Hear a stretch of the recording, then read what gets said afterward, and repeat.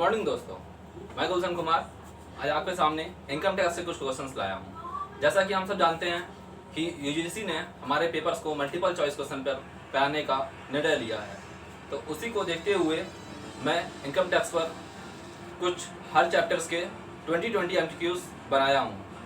आज हम बात करेंगे introduction and definitions of income tax.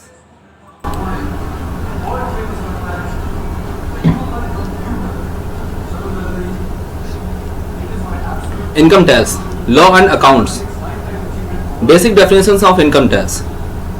The Income Tax Act 1961 came into force with effect from 1st April 1962, 1st April 1961, 31st March 1961, none of the above. Income Tax Act 1961 कब effect में आया था? 1962, 1st of April. Okay, the correct answer is A. Second, Dash is empowered to levy tax on agriculture income. Central government, state government, commissioner, president. State government. जैसा कि हम सब जानते हैं कि एग्रीकल्चर इनकम एग्जम्प्ट होता है हमारे टोटल इनकम से, ठीक है? तो स्टेट गवर्नमेंट टैक्स चार्ज करती है।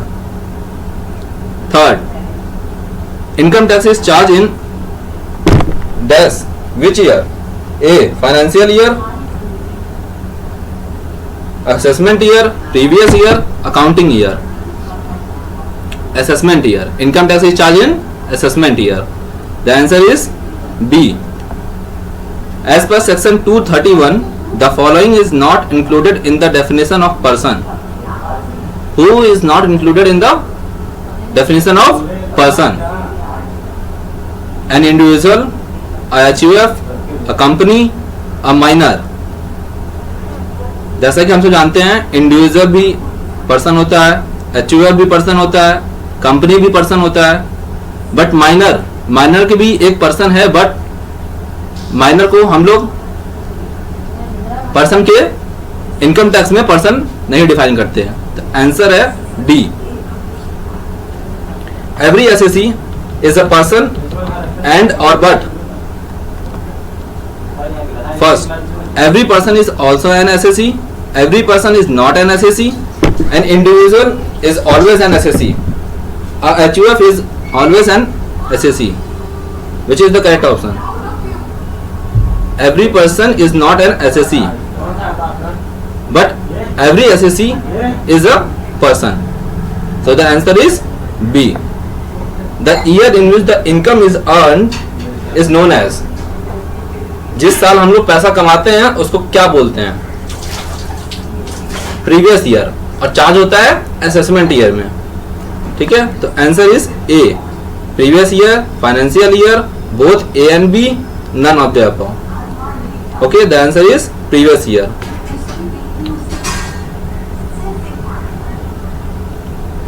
7. Under the Income Tax Act 1961, the term SSC means a person who is an SSC in default, from whom tax is due, against whom any proceeding under the Act has been taken, or all of the above. The term SSC कौन होता है income tax act में? SSC in default, correct. From whom tax is due, correct. Against whom any proceeding under the act has been taken, correct. The answer is all of the above, D. Body of individual should consist of. Body of individual should consist of individuals only, person other than individual only, both individual and not individual, none of the above.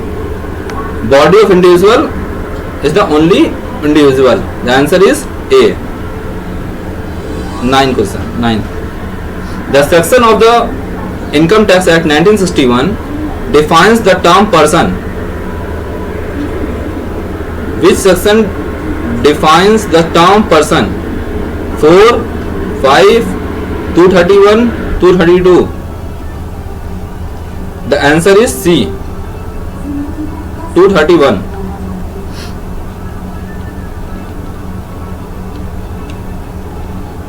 Dr. Ashok commenced medical practice.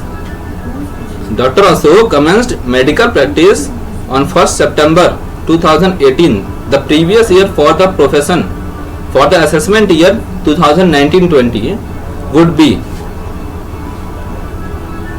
Ashok commenced medical practice on 1st September 2018. The previous year for the profession assessment year 19-20 है, तो previous year क्या होगा, ठीक है, और उसने medical practice start किया 1 सितंबर से, तो हम लोग काउंट करेंगे जब से वो ज्वाइनिंग किया है, ठीक है, उस डेट से काउंटिंग होती है, and at the end of financial year और द प्रीवियस ईयर, ठीक है। तो 1 September 2018 to 31 March 2019, the correct answer is B, ठीक है। हम यहाँ पर मार्च 1 अप्रैल से काउंट नहीं करेंगे, जैसा कि हम लोग जानते हैं प्रीवियस ईयर हमारा होता है 1 अप्रैल से 31 मार्च, बट यहाँ पर सितंबर में उसने ज्वाइन किया, इसलिए हम वहां से उसको काउंट करते हैं, ठीक है, at the end of the year.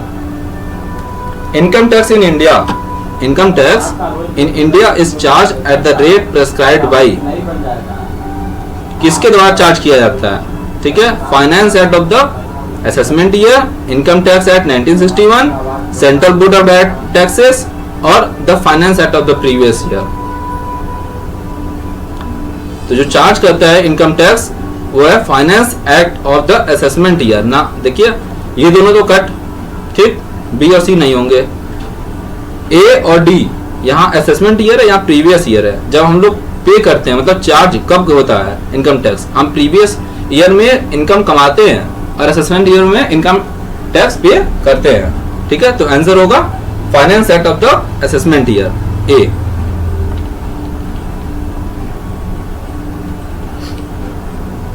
A new business was set up on 1st July 2018 and trading activity was commenced from 1st September 2018. The previous year would be the period commencing from. अब देखिए यहाँ पर एक business start किया गया है 1 जुलाई को, ठीक है, जैसा कि हम लोग अभी पिछले क्वेश्चन में पढ़े थे कि उसने ज्वाइन कब किया था, ठीक है। यहाँ पर बिजनेस स्टार्ट किया 1 जुलाई को, ठीक है, एंड ट्रेडिंग एक्टिविटी, जो बिजनेस की एक्टिविटी जो थी, ठीक है, वो 1 सितंबर से स्टार्ट हुआ है, तो प्रीवियस ईयर क्या होगा। तो जैसा कि हम लोग जानते हैं जब से बिजनेस स्टार्ट हुआ है या हमने कहीं ज्वाइन किया है एज अ एम्प्लॉय या एम्प्लॉयर, तो उस डेट से काउंट होता है, ठीक है। तो 1 July 2018 to 31 March 2019, the correct answer is B, ठीक है। देखिए यहाँ पर 1 अप्रैल लिखा है, जैसा कि हमने बोला था अभी कि प्रीवियस ईयर हमारा 1 अप्रैल 2018 टू 31 मार्च 2019 होगा, ठीक है। यहाँ असेसमेंट ईयर 1920 की बात करते हैं तो, पर लेकिन ऐसा यहाँ पे नहीं है, ठीक है। तो उसने बिजनेस जुलाई में स्टार्ट किया था, स्टार्ट, बाकी उसका बिजनेस कब चला कब नहीं चला, इनकम कब से हुई, इट डजंट मैटर, ठीक है। आते हैं नेक्स्ट क्वेश्चन पे। Normal rates of income tax are prescribed in the income tax act 1961, income tax rule 1962, finance act of the current year, CBDT, central board of direct taxes circulars, ठीक है। तो जैसा कि हमने अभी पिछले क्वेश्चन में पढ़ा था, सेम क्वेश्चन है यहाँ पर। Normal rates of income tax, जो रेट है इनकम टैक्स के, वो प्रेस्क्राइब कहाँ होते हैं, ठीक है। तो फाइनेंस एक्ट ऑफ द, पहली बात की हम यहाँ ए हमारा गलत है, बी भी हमारा गलत है, डी भी हमारा गलत है। यहाँ finance act of the current year, जैसा कि हमने वहां बोला था असेसमेंट ईयर, असेसमेंट ईयर ही करेंट ईयर होता है, ठीक है। तो answer is C. According to section 224 definition of income tax is, section 224 में इनकम की डेफिनेशन क्या होती है, ठीक है। तो इंक्लूसिव, एग्जॉस्टिव, एक्सक्लूसिव, डिस्क्रिप्टिव, तो इंक्लूसिव ये हमारा आंसर है। इनकम अंडर सेक्शन 224 इंक्लूड्स, इसमें क्या इंक्लूड होता है, ठीक है। सेक्शन 224 में मतलब इनकम में क्या इंक्लूड होते हैं, the profit and gains of a banking business carried on by a cooperative society with its members, any advance money forfeited in the course of negotiation of transfer of capital assets. तो दोनों ही correct है, profit and gain, ठीक है, with its members, जो कमाए गए हैं, ठीक है, बिजनेस में। सेकंड है एडवांस मनी, ठीक है, transfer of capital assets.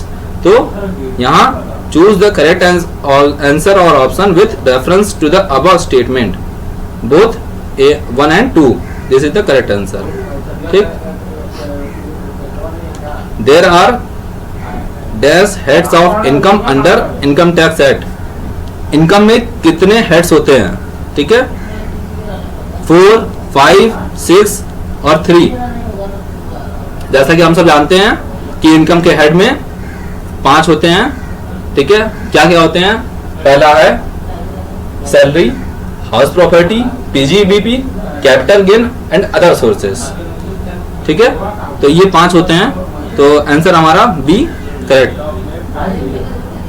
The term income includes the following, legal, illegal, legal and illegal both, none of the above.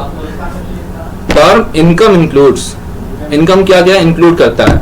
Income में जैसा हम लोग जानते हैं कि हमारे जो इलीगल जैसे वेजरिंग या फिर पजल्स होते हैं, वो हमारे अदर इनकम में जाते हैं, ठीक है, अदर सोर्स ऑफ इनकम में, या कैपिटल गेन में भी आते हैं, ठीक है, lottery, winning from lottery, horse race. तो इसलिए आंसर सी हमारा करेक्ट होगा। AB and company received ₹2 lakh as compensation from CD and company for premature termination of contract of agency. Amount so received is, उस amount को क्या बोलेंगे, ठीक है। AB and company received 2 lakh as compensation from CD and company, ठीक है, receive किया गया यहाँ पर, ठीक है। तो इसको बोलेंगे capital receipt and taxable, capital receipt and not taxable, revenue receipt and taxable, revenue receipt and not taxable. तो ये टैक्सेबल होगा और ये कैपिटल रिसिप्ट है, ठीक है, क्योंकि एक कॉन्ट्रैक्ट ऑफ एजेंसी के लिए दिया गया, ठीक है। तो कैपिटल रिसिप्ट है और टैक्सेबल भी है, इसलिए A is the correct answer. Which of the following is included in taxable income, क्या क्या इंक्लूड होता है, जैसा कि अभी हमने बताया था, ठीक है। Smuggling activity, income from smuggling activity, casual income, income received in kind, all of the above. तो सब सही है, इसलिए D is the correct answer, all of the above. तो अब हम आ गए हैं लास्ट क्वेश्चन पे 20, जो इस चैप्टर, इस टॉपिक का लास्ट क्वेश्चन है, ठीक है। उसके बाद मिलते हैं।